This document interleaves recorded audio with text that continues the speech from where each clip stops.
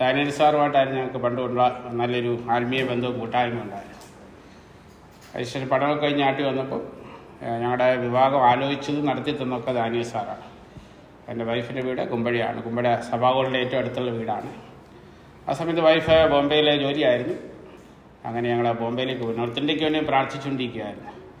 ബോംബെയിൽ പോയി. ബോംബെയിൽ ചില നാളുകൾ അവിടെ പ്രവൃത്തിപ്പാടിയായി. അതിനുശേഷം പുതിയൊരു സ്ഥലത്ത് വേണ്ടി പ്രാർത്ഥിച്ചു. അപ്പോഴാണ് ബോംബെയിൽ നിന്ന് 160 കിലോമീറ്റർ ദൂരമുള്ള സൗത്ത് ഗുജറാത്തിനോട് ചേർന്നുള്ള സ്ഥലം ഒരു യൂണിയൻ ടെറിട്ടറി. നിങ്ങൾ മാപ്പെടുത്ത് നോക്കിയാൽ കാണാം. ദാദറ നഗർ ഹവേലി. അതിൻ്റെ ക്യാപിറ്റലായിരിക്കും സിൽവാസ. അവിടെ വേറെ യൂണിയൻ ടെറിട്ടറി ഉണ്ട്, ഡെമൻ കടലിനോട് ചേർന്ന് ഞങ്ങളുടെ ഗുജറാത്തിനും മഹാരാഷ്ട്രയ്ക്ക് ഇടയ്ക്ക് കിടക്കുന്ന യൂണിയൻ ടെറിട്ടറി. അവിടെ പ്രവർത്തനമില്ലായിരുന്നു. വാപ്പിയിലുള്ള ദിവാസൻ ജോസ് ചാലിവറുമായിട്ട് പരിചയപ്പെട്ടു. അവിടെ പോയി റൂമൊക്കെ എടുത്ത് താമസിച്ചു. അങ്ങനെ പ്രവർത്തനം ആരംഭിച്ചു. 3 വർഷം പ്രവർത്തിച്ച ശേഷമാണ് അവിടെ ആരാധന കൂടിയുള്ളത്. ഏറ്റവും അടുത്ത സഭ വാപ്പി അസംബ്ലിയാണ്. 15 കിലോമീറ്റർ. അവിടെ പോയി ആരാധിക്കുകയും ഞങ്ങളുടെ സ്ഥലത്ത് പ്രവർത്തിക്കുകയും ചെയ്തു. 3 വർഷം കഴിഞ്ഞപ്പോൾ ചില ആത്മാക്കളൊക്കെ ദൈവം തന്നു. അങ്ങനെ അവിടെ കുടിയേറി ആരംഭിച്ചു. ദൈവത്തിൻ്റെ കൃപയാൽ അവിടെയുള്ള പ്രവർത്തനങ്ങൾ കഴിഞ്ഞ 32 വർഷമായി. 91 ഡിസംബറിൽ ഞങ്ങൾ പോയി. 32 വർഷം പൂർത്തിയായി. 32 വർഷമായിട്ട് ദൈവത്തിൻ്റെ കൃപയാൽ അവിടെയുള്ള പ്രവർത്തനങ്ങളും ശുശ്രൂഷകളും അനുഗ്രഹമായി മുന്നോട്ട് പോകാൻ ദൈവം സഹായിച്ചുകൊണ്ടിരിക്കുന്നു. ഇവിടെ അസംബ്ലിയുള്ള സിസിലി സി വറീസ് അങ്കിളിൻ്റെ മകൾ സിസിലിയും കുടുംബമായിട്ടൊക്കെ ഞങ്ങളുടെ സഭയിലാണ് കൂടുന്നത്, ആരാധിക്കുന്നത്. സി വറീസ് അങ്കിൾ, ഷാജി വറീസൊക്കെ ഞങ്ങളിന്ന് അല്പം ദൂരമാണ്, വലിയ ദൂരമില്ല, 100 കിലോമീറ്റർ ദൂരെയാണ് അവരെ കർത്താവിൻ്റെ വേലയായി ഞങ്ങളെ കൂടെ കൊടുക്കുകയാണെങ്കിൽ സഹകരിച്ച് പ്രവർത്തിക്കുകയും ചെയ്യുന്നവരാണ്. പ്രത്യേകിച്ച് അവിടെയുള്ള പ്രവർത്തനങ്ങൾ ഓർക്കാം. ഞങ്ങൾക്ക് രാവിലെ ആരാധന, അതിനുശേഷം ഗോസ്പൽ മീറ്റ്. ഈ സമയത്ത് 2 മീറ്റിംഗ് കഴിഞ്ഞിരിക്കും. 8:15 തൊട്ട് 10:15 വരെ ആരാധന, അതിനുശേഷം 45 മിനിറ്റ് സൺഡേ സ്കൂള്. 11 തൊട്ട് 12 വരെ ഗോസ്പൽ മീറ്റിംഗ്. അതിലൊരു 10 കുടുംബങ്ങൾ, എല്ലാം ഇന്ത്യക്കാരായിരിക്കുന്ന 10 കുടുംബം, എല്ലാം നോൺ ക്രിസ്ത്യൻസാണ്. അങ്ങനെയുള്ള 10 കുടുംബങ്ങൾ വരുന്നു. വൈകിട്ട് പ്രാർത്ഥനയാണ്. ഞായറാഴ്ച തന്നെ 3 മീറ്റിംഗാണ്. വ്യാഴാഴ്ച ബൈബിൾ ക്ലാസ് ഉണ്ട്. മറ്റേ എല്ലാ ദിവസങ്ങളിലും ഈ പുതിയ വീടുകളിലൊക്കെ ബൈബിൾ ക്ലാസ്, ഇന്ത്യയിൽ ഉള്ള വീടുകളിൽ പോയി ബൈബിൾ ക്ലാസ് നടത്തിക്കൊണ്ടിരിക്കുന്നു. ദൈവത്തിൻ്റെ കൃപയാൽ അവിടെയുള്ള പ്രവർത്തനം അനുഗ്രഹം മുന്നോട്ട് പോകും. നിങ്ങളെ തുടർന്ന് അവിടെയുള്ള പ്രവർത്തനത്തിൽ ഓർക്കുക. എൻ്റെ 2 സഹോദരന്മാരും കർത്താവിൻ്റെ വേലനാണ്. ഞാനാണ് കർത്താവിൻ്റെ വേലയ്ക്ക് വേണ്ടി എന്നെയാണ് ദൈവം ആദ്യം വിളിച്ചത്. അതിനുശേഷം എൻ്റെ മൂത്ത സഹോദരൻ ബാബുക്കുട്ടി, ഇളയ സഹോദരൻ വിനോജിയും, ഞങ്ങൾ 3 പേരും കർത്താവിൻ്റെ ശുശ്രൂഷയിലായിരിക്കുന്നു. അതോർത്ത് ദൈവത്തെ സ്തുതിക്കുന്നു. ഞങ്ങൾക്ക് 2 പെൺമക്കളാണ്. 2 പേര് വിവാഹം കഴിച്ച് കുടുംബസ്ഥരായി. മൂത്ത മകൾക്ക് 2 മക്കളും, 2 ആൺമക്കൾ, ഇളയ മകൾക്ക് 1 മോനുമുണ്ട്. അവർ 2 പേരും കുടുംബമായിട്ട് വിദേശത്തേക്ക് അടുത്തിടയ്ക്ക് ജോലിക്ക് പോയി വിദേശത്തായിരിക്കുന്നു. പ്രത്യേകിച്ച് പ്രാർത്ഥനയൊക്കെ അല്പസമയത്തെ ചിന്തയ്ക്ക് വേണ്ടി 2 ശമൂവേൽ ചാപ്റ്റർ 6, 2 ശമൂവേൽ 6-ാം അധ്യായം. അതിൽ ആ അധ്യായം മൊത്തമാണ് ചിന്തിക്കാൻ ആഗ്രഹിക്കുന്നത്. സമയക്കുറവ് കൊണ്ട് വായിക്കാൻ ആഗ്രഹിക്കുന്നില്ല. നിങ്ങൾ ആ ഭാഗം എടുക്കുക. 2 ശമൂവേൽ 6-ാം അധ്യായം. എനിക്ക് ഇവിടെയുള്ള അസംബ്ലി എല്ലാവരെയും പരിചയമില്ല. ഡാനിയൽ സാറിനെ പണ്ടോട്ട് പരിചയമുണ്ട്. പിന്നെ പരിചയമുള്ള സണ്ണി ബ്രദറിനെയാണ്. ഞാൻ സെക്കൻഡറി പഠിച്ചുകൊണ്ടിരിക്കുമ്പം ഞാൻ KG ഒക്കെ പറ്റും. ഞങ്ങൾ സേത്തോടുകാരനാണ്. അവിടെ പോയി 1 മാസം അവധി സമയത്ത് പ്രവർത്തനത്തിന് വേണ്ടി പോയ സമയത്ത് ഞങ്ങൾ 2 കൂടെ ഒരു റൂമിൽ 1 മാസത്തോളം താമസിച്ചാണ്. അന്ന് മുതൽ സണ്ണി ബ്രദറുമായിട്ട് പരിചയമുണ്ട്. മറ്റേ എല്ലാവരുമായിട്ടൊന്നും പറ്റും. പിന്നെ എൻ്റെ വൈഫ് ഇവിടെ തൈക്കാവ് സ്കൂളിലാണ് പഠിച്ചുകൊണ്ടിരുന്നത്. അപ്പം സ്കൂളിൽ നിന്ന് മിക്കവാറും അടുത്തുള്ള വീടാണ് ജോഷാപ്പച്ചൻ്റെ വീട്. അവിടെ മിക്കവാറും പോകാറുണ്ട്. രാജാൻ ഓർമ്മയുണ്ടോയെന്ന് അറിയത്തില്ല. കൂടെ അന്ന് രാജനാണ്. അപ്പോൾ കൂടെ അവിടെ പോകാറുണ്ട്. അങ്ങനെ വൈഫിനും ആ വീടുമായിട്ട് നല്ല പരിചയമുണ്ട്. ബാക്കി എല്ലാവരുമായിട്ടൊന്നും വലിയ പരിചയമില്ല. ഇന്ന് ഇതിൽ പുതിയ ഹോളൊക്കെ ആയിക്കഴിഞ്ഞപ്പോൾ ഒന്ന് വരണമെന്ന് ആഗ്രഹിച്ചു. ശനിവാരം ഇടയ്ക്കാണ് വരണമെന്ന് പറഞ്ഞു. ഒരാഴ്ചത്തേക്കാണ് ഞങ്ങൾ വരുന്നത്. ഒരു കല്യാണത്തിന് വന്നു. ബുധനാഴ്ച വന്നു. നാളെ രാവിലെ ഞങ്ങൾ തിരിച്ചു പോവാണ്. അവിടുത്തെ പ്രവർത്തനം ലഭിച്ച് മറ്റ് സഹോദരന്മാരൊക്കെ കുറവായതുകൊണ്ട് ആദ്യം നിൽക്കാറില്ല. അങ്ങോട്ട് ആ നിലയിൽ നിങ്ങളെ ഒന്ന് കാണുവാനും പരിചയപ്പെടുവാനിടയായി. അത് ഓർത്ത് വ്യത്യസ്തത. 2 ശമൂവേൽ 6-ാം അധ്യായം, 2 ശമൂവേൽ ചാപ്റ്റർ 6. ഇവിടെ നമ്മൾ കാണുന്നത് ശൗലിന് ശേഷം ഇസ്രായേലിൻ്റെ രാജാവായിട്ട് ദാവീദ് രാജ്യത്തെ ഏറ്റെടുത്തു. യെരുശലേം പിടിച്ചെടുത്തു. യെരുശലേമിനെ തൻ്റെ പൊളിറ്റിക്കൽ സിറ്റിയായിട്ട്, അല്ലെങ്കിൽ രാജ്യത്തിൻ്റെ തലസ്ഥാന നഗരിയായിട്ട് ദാവീദ് യെരുശലേമിനെ മാറ്റി. പിന്നീട് ഒരു റിലീജിയസ് സെൻ്ററായിട്ട് യെരുശലേം മാറ്റാൻ ആഗ്രഹിക്കുകയാണ്. അതുകൊണ്ട് ദേവാലയം പണിയാനൊക്കെ ആഗ്രഹിക്കുകയാണ്. ദേവാലയം പണിയുന്നതിന് മുമ്പേ ദാവീദ് ആഗ്രഹിക്കുകയാണ് ദൈവത്തിൻ്റെ പെട്ടകം കൊണ്ടുവരാൻ വേണ്ടി. ഈ പെട്ടകം വളരെ നാളുകളായിട്ട് അബിനാദാബിൻ്റെ വീട്ടിലാണ്. നമുക്കറിയാം, 1 ശമൂവേൽ ആദ്യ ഭാഗത്ത് വായിക്കുമ്പോൾ അഫോക്ക് എന്ന സ്ഥലത്ത് നടന്ന യുദ്ധത്തിൽ, ഏലിയുടെ സമയത്ത് അഫോക്ക് യുദ്ധത്തിൽ ദൈവത്തിൻ്റെ പെട്ടകം പിടിക്കപ്പെട്ടു. അതിനുശേഷം പെലിസര് പിടിച്ചുകൊണ്ട് പോയി. പോയ സ്ഥലങ്ങൾക്ക് അവർക്ക് നാശമുണ്ടായി. അതിനുശേഷം ഇസ്രയേലിലേക്ക് എത്തി. അത് BC 1104 പെട്ടകം പിടിക്കപ്പെട്ടു. അതിനുശേഷം 100 വർഷക്കാലം അബീനാദാവിൻ്റെ ഭവനത്തിൽ 100 വർഷം കഴിഞ്ഞു. അതിൻ്റെ ഇടയ്ക്ക് ശൗമേലിൻ്റെ സമയം കഴിഞ്ഞു, ശൗലിൻ്റെ സമയം കഴിഞ്ഞു. ഈ സമയത്തേക്കും പെട്ടകത്തെക്കുറിച്ച് ആരും ചിന്തിച്ചില്ല, കൊണ്ടുവരണം ചിന്തിച്ചില്ല. എന്നാൽ ദാവീദ് രാജ്യത്തെ ഏറ്റെടുത്തപ്പോൾ BC 1003 ദാവീദ് യെരുശലേം ദേവാലയം പണിയാൻ, അടുത്ത അധ്യായത്തിൽ പറയുന്നുണ്ട്, യെരുശലേം ദേവാലയം പണിയാൻ ആഗ്രഹിക്കുന്ന കാര്യം പറയുന്നുണ്ട്.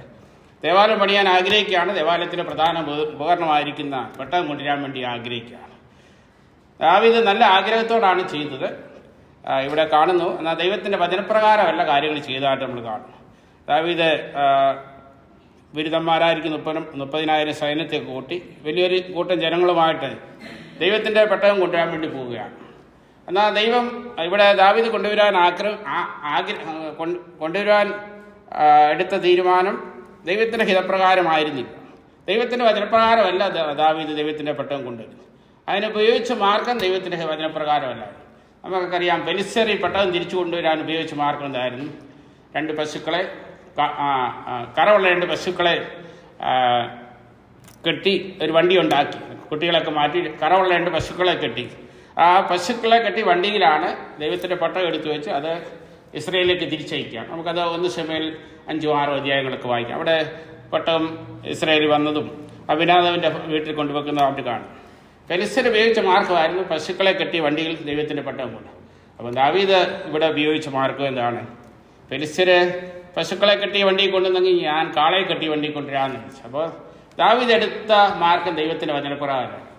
ദാവീദ് ആത്മീയമായ തീക്ഷ്ണതയോടാണ് കാര്യങ്ങൾ ചെയ്തെങ്കിലും ദാവീദ് ദൈവത്തിൻ്റെ വചനപ്രകാരമല്ല കാര്യങ്ങൾ ചെയ്യും. അതുകൊണ്ട് എന്ത് സംഭവിച്ചു? പെട്ടകം കൊണ്ടുവന്നപ്പം വണ്ടി ചരിഞ്ഞു. ആ സമയത്ത് ഉസ കയറി പെട്ടകത്തിൽ പിടിച്ചതായിട്ട് കാണുന്നു. പെട്ടകത്തിൽ പിടിച്ചതിൻ്റെ ഫലമായിട്ട് ഉസയെ ദൈവം സംഹരിച്ചതായിട്ട് വായിക്കുമ്പോൾ 6-ാം വാക്യത്തിൽ അവർ നാഗോണിൻ്റെ കളത്തിങ്കിൽ എത്തിയപ്പോൾ കാള വിരണ്ടത് കൊണ്ട് ഉസ കൈനീട്ടി ദൈവത്തിൻ്റെ പെട്ടകം പിടിച്ചു. അപ്പോൾ യഹോവയുടെ കോപം ഉസയുടെ നേരെ ജ്വലിച്ച് അവൻ്റെ അവിവേകം നിമിത്തം ദൈവം അവിടെ വെച്ച് അവനെ സംഹരിച്ചു. അങ്ങനെ ദൈവത്തിൻ്റെ വലിയ കോപം ഉണ്ടാകണം. പെട്ടകം കൊണ്ടുവരുന്ന മാർഗം ദൈവത്തിൻ്റെ വചനത്തിൽ രേഖപ്പെടുത്തിയിട്ടുണ്ട്. ആരാണ് കൊണ്ടുവരുന്നത്, ആരാണ് ചുമക്കേണ്ടത്, എല്ലാ കാര്യങ്ങളും രേഖപ്പെടുത്തിയിട്ടുണ്ട്. എന്നാൽ ദാവീദ് ഉപയോഗിച്ച മാർഗം ദൈവത്തിൻ്റെ ഹിതപ്രകാരമല്ല മാർഗമായിരിക്കും. ദാവീദ് സന്തോഷപ്രകാരം ചെയ്തു, അല്ലെങ്കിൽ പെലിസ്തർ അനുകരിച്ച ഒരു മാർഗമാണ് ഇവിടെയും ദാവീദ്. പ്രിയ ദൈവത്തിൻ്റെ മക്കളെ, എനിക്കും അതാണ് ചില കാര്യങ്ങൾ ഇവിടെയുള്ള ദൈവത്തിൻ്റെ ഇനത്തോട് ഓർപ്പിക്കാറുണ്ട്. ഇന്ന് നമ്മൾ അനേക കാര്യങ്ങൾ ചെയ്യുന്നു, ആത്മീയമായ തീക്ഷ്ണതയോടെ ആയിരിക്കും ചെയ്യുന്നത്. എന്നാൽ അതിനുപയോഗിക്കുന്ന മാർഗങ്ങളൊന്നും പലപ്പോഴും ദൈവത്തിൻ്റെ ഹിതപ്രകാരമായിരിക്കത്തില്ല. ഇന്ന് ദൈവത്തിൻ്റെ വചനത്തിന് വിരുദ്ധമായ കാര്യങ്ങൾ അനേക ദൈവമക്കൾ ചെയ്യാറുണ്ട്. നമ്മൾ പലതും അനുകരിക്കാറുണ്ട്. അപ്പോൾ പലരും ചെയ്യുന്ന കാര്യങ്ങൾ നമ്മുടെ ജീവിതത്തിൽ അനുകരിക്കാൻ നമ്മൾ ശ്രമിക്കും. നമ്മുടെ പിതാക്കന്മാർ മടിച്ചിരുന്ന കാര്യങ്ങൾ, നമ്മൾ ചെയ്യുവാൻ മടിക്കുന്ന കാര്യങ്ങൾ പലപ്പോഴും നമ്മൾ ചെയ്യാറുണ്ട്. നമ്മുടെ കുടുംബത്തിൽ, നമ്മുടെ വ്യക്തിപരമായ ജീവിതത്തിൽ, സഭാപരമായ ജീവിതത്തിലൊക്കെ പലപ്പോഴും ദൈവത്തിൻ്റെ വചനത്തിന് വിപരീതമായ കാര്യങ്ങൾ ചെയ്യാറുണ്ട്. നമ്മൾ പരിശോധിക്കാൻ ഓരോന്നും എടുത്തു പറയുന്നില്ല. പഴയ കാലങ്ങളിൽ നമ്മൾ ചെയ്യാൻ മടിച്ചിരുന്ന കാര്യങ്ങൾ, ജാതികൾ പിന്തുടരുന്ന കാര്യങ്ങൾ, അവിശ്വാസികൾ പിന്തുടരുന്ന കാര്യങ്ങൾ, ദൈവത്തിൻ്റെ മക്കൾക്ക് യോജിച്ചല്ലാത്ത അനേക കാര്യങ്ങൾ നമ്മൾ ചെയ്യാറുണ്ട്. നമ്മൾ ഏത് കാര്യങ്ങളും ചെയ്യുമ്പോൾ അത് ദൈവത്തിൻ്റെ ഹിതപ്രകാരമാണോ എന്ന് അന്വേഷിക്കണം. ഏത് കാര്യം ദൈവത്തിൻ്റെ വചനം വിട്ട് ഇടത്തോട്ടോ വലത്തോട്ട് മാറുവാൻ നമുക്ക് അവകാശമില്ല. ദൈവത്തിൻ്റെ വചനപ്രകാരം അല്ലെങ്കിൽ ദൈവം നമ്മുടെ കൂടെ ഇരിക്കത്തില്ല. ദൈവം നമ്മെ ശിക്ഷിക്കും. ഇവിടെ ദൈവത്തിൻ്റെ പെട്ടകം കൊണ്ടുവരേണ്ട മാർഗം എന്താണെന്ന് ദൈവത്തിൻ്റെ വചനത്തിൽ രേഖപ്പെടുത്തിയിട്ടുണ്ട്. അത് വായിക്കാം. Numbers chapter 4 verse 15 and 20.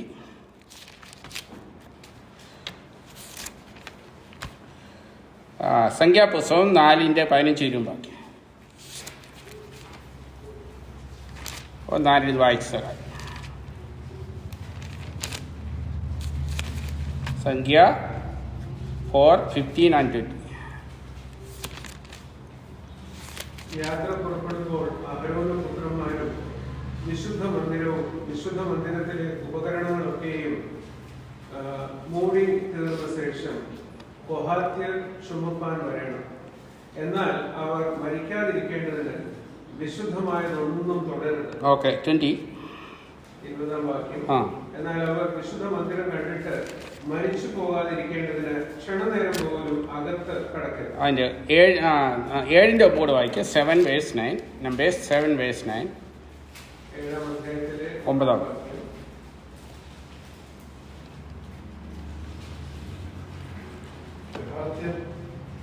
അതെ. അവനൊന്നും കൊടുത്തില്ല. അവരുടെ വേല വിശുദ്ധമന്ദിരം സംബന്ധിച്ചുള്ളതും തോളിൽ ചുമക്കുന്നതുമായിരുന്നു. ഓക്കെ, ഇനി ഒരു വാക്കുണ്ട്. Exodus chapter 25:14. പുറപ്പാട് പുസ്തകം 25 പോകുന്നതാണ് വാക്യം.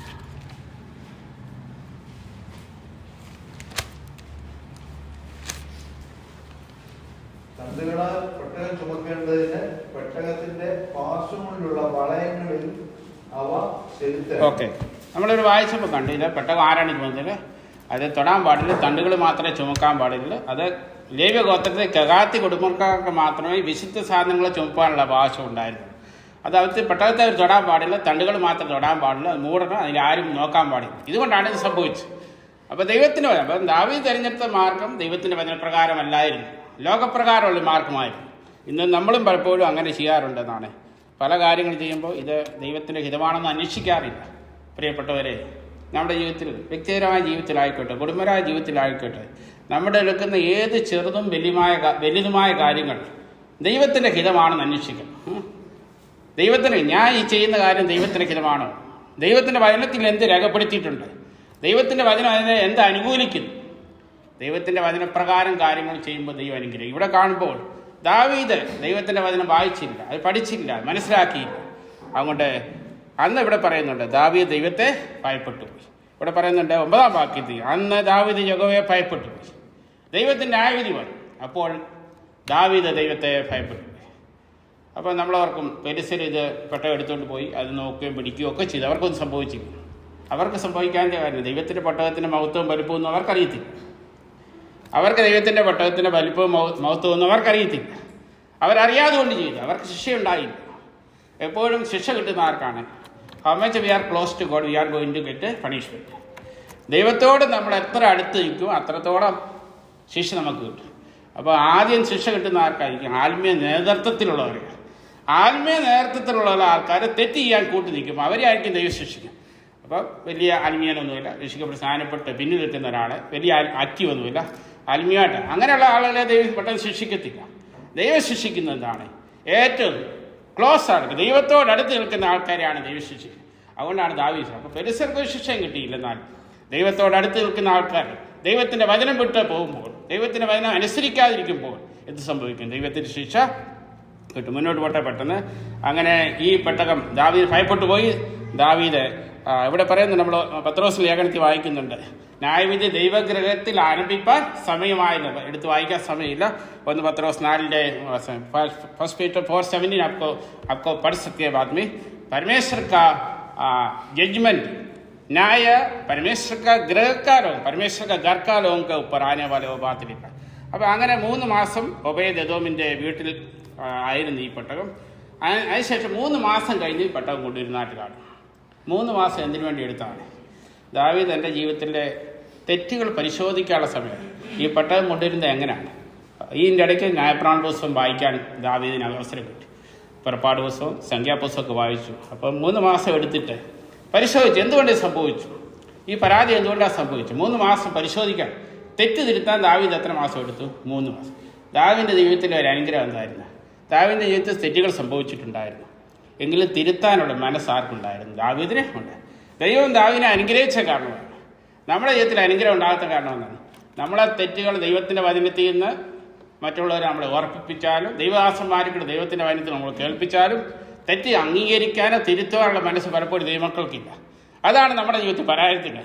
ദൈവാനുഗ്രഹം ഉണ്ടാകുന്നത് തെറ്റ് തിരുത്തണം. ദാവീദിനോട് നാഥാൻ പ്രവാചകൻ പറഞ്ഞു, നീയാണ് ആ മനുഷ്യൻ എന്ന് പറഞ്ഞപ്പോൾ എന്ത് ചെയ്തു? ദാവീദ് അത് അംഗീകരിച്ചു, തന്നെ താഴ്ത്തി.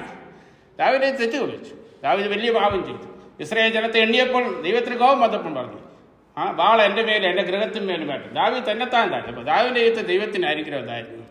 താൻ തെറ്റ് തിരുത്തുവാനും അത് അംഗീകരിപ്പാനും പശ്ചാത്തലപ്പാനും ഒരുക്കും. അപ്പോൾ വിശ്വാസികളായ നമുക്കെല്ലാവർക്കും, നമ്മളെന്നും പെർഫെക്റ്റ് ആൾക്കാരല്ല, നമ്മളെല്ലാം കുറവുള്ളവരാണ്. നമ്മുടെ ജീവിതത്തിൽ കുറവുകളും പോരായ്മകളൊക്കെ ഉണ്ടാവും. അത് ആ കുറവുകളും തെറ്റുകളും മനസ്സിലാകുമ്പോൾ എന്ത് ചെയ്യണം? നമ്മളെ തന്നെ താഴ്ത്തുവാനും വിനയപ്പെടുത്തുവാനും നമ്മളെന്ത് ചെയ്യണം? അത് ഏറ്റു പറഞ്ഞ് ഉപേക്ഷിക്കാനുള്ള മനസ്സുണ്ട്. ദാവീദ് തെറ്റുകൾ ഏറ്റു പറഞ്ഞ് ഉപേക്ഷിച്ചു, ദൈവത്തിൻ്റെ അനുഗ്രഹം ലഭിച്ചായിട്ട് കാണും. അങ്ങനെ 3 മാസം കാണും. I was searching the scriptures for 3 months. അങ്ങനെ 3 മാസം ദൈവത്തിൻ്റെ വചനം പരിശോധിച്ചു. അതിനുശേഷം ദൈവത്തിൻ്റെ പട്ടം കൊണ്ടുപോയി 11 വാക്യത്തിൽ കാണുന്നു. അതിനുശേഷം കൊണ്ടുവന്നപ്പോൾ എന്ത് സംഭവിച്ചു? 13 യഹോവയുടെ പെട്ടകം ചുമന്നവർ 6 ചുവട് നടന്ന ശേഷം അവൻ ഒരു കാളയും തടിപ്പിച്ച കിടാവിനെയും ചാടി. അത് ഇതിനു വേണ്ടിയായിരുന്നു. വീണ്ടും ദൈവത്തിന്റെ വചനപ്രകാരം കെഹാത്തിന് വന്ന് തോളി ചുമന്നുകൊണ്ട് പെട്ടകം എടുത്ത് നടക്കാൻ പോയി. അപ്പോഴും ദാവീദ് എന്താണ് ഒന്നുകൂടെ ദൈവത്തോട് ചോദിക്കുക, ഒരു യാഗം അർപ്പിച്ച് ദൈവത്തോട് ചോദിക്കുകയാണ്.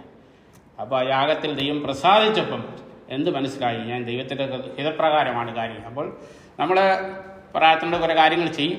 പിന്നെയും നമുക്ക് എന്തെങ്കിലും സംശയം ഉണ്ടെങ്കിൽ ദൈവത്തോട് ഒന്നുകൂടെ ചോദിക്കുക, ദൈവത്തോട് ഒന്നുകൂടെ അപേക്ഷിക്കുക. ഞാൻ എന്താ ദൈവത്തിൻ്റെ ഹിതപ്രകാരമാണെന്ന് ഒന്നുകൂടെ പരിശോധിക്കുക. ദാവീദ് ഒന്നുകൂടെ പരിശോധിച്ചു, യാഗം അർപ്പിച്ചു. ആ യാഗത്തെ ദൈവം പ്രസാദിച്ചപ്പം ദാവീദ് മനസ്സിലായി, ഞാൻ ഇത് ചെയ്യുന്നത് ദൈവത്തിൻ്റെ ഹിതപ്രകാരമാണ്. അങ്ങനെ ദൈവത്തിൻ്റെ ഹിതപ്രകാരം ദൈവത്തിൻ്റെ പെട്ടകം കൊണ്ടുവരികയും വളരെ ഉല്ലാസത്തോടുകൂടി ദാവീദ് പെട്ടകം കൊണ്ടുവരികയും ആ സമയത്ത് ശൗലിൻ്റെ മകളായിരിക്കുന്ന മീഖൾ, ഇവിടെ ദാവീദിൻ്റെ ഭാര്യ എന്ന് പറയുന്നില്ല, എങ്ങനെയാണ് പറഞ്ഞത്, ശൗലിൻ്റെ മകൾ എന്നാണ് പറയുന്നത്. ഇവിടെ പറയുന്നുണ്ട് 16 പറഞ്ഞു. എന്നാൽ യഹോവയുടെ പെട്ടകം ദാവീദിന്റെ നഗരത്തിൽ കടക്കുമ്പോൾ ശൗലിൻ്റെ മകളായ മീഖൾ കിളിവാതിൽക്കുന്നോടി ദാവീദിനെ നിന്ദിക്കുന്നതായിട്ട് കാണുന്നു. അതിൻ്റെ ഫലമായിട്ട് നിന്നയുടെ ഫലമായിട്ട് എന്ത് സംഭവിച്ചു? ഒടുവിലത്തെ വാക്യത്തിൽ കാണുന്നു. എന്നാൽ 23, എന്നാൽ ശൗലിൻ്റെ മകളായ മീഖളിന് ജീവജന്തു ഒരു കുട്ടിയുണ്ടായില്ല. പിന്നീട് നമ്മൾ വായിക്കുന്നുണ്ട്, ശൗലിൻ്റെ മകളായ മീഖളിന് വേറൊരു പുരുഷന് കുട്ടികളുണ്ടായി. ഇത് പറഞ്ഞതിൻ്റെ അർത്ഥം ഇതാണ്, ശൗലിൻ്റെ മകളായ മീഖളിന് ദാവീദിൽ കൂടെ ഒരു കുട്ടി ഉണ്ടായില്ല. കാരണം എന്താണ്? ദാവീദിൻ്റെ വംശത്തിലാണ് ആര് ജനിക്കുന്നത്? മശിഹ ജനിക്കുന്നത്, യേശുക്രിസ്തു ജനിക്കുന്നത്. ശൗലിൻ്റെ മകളായിരുന്ന മീഖളിന് ഒരു കുട്ടി ഉണ്ടായിരുന്നെങ്കിൽ ആ വംശത്തിൽ ആ മശിഹ വരാൻ സാധ്യതയുണ്ടായിരുന്നു.